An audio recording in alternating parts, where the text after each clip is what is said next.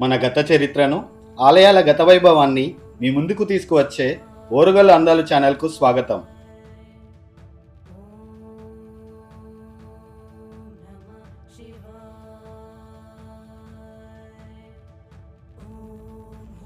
మనం ఇప్పుడు హన్మకొండ మణిహారమైన రుద్రేశ్వర ఆలయాన్ని దర్శిద్దాం.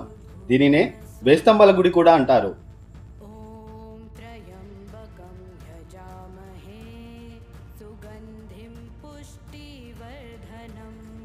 జనవరి 19 శనివారం 1163 ఏడీలో కాకతీయ రుద్రదేవ మహారాజు హన్మకొండలో త్రికూటాలయం కట్టించి తన పేరు మీద రుద్రేశ్వరుణ్ణి మరియు విష్ణు సూర్య భగవానుల ప్రతిష్టాపన జరిపినాడు.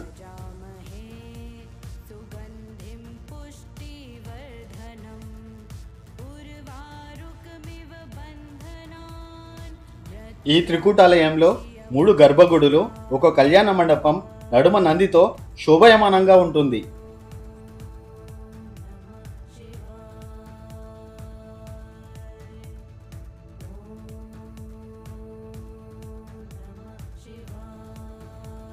ఈ ఆలయం కాకతీయ చరిత్రలో కలికితురాయి.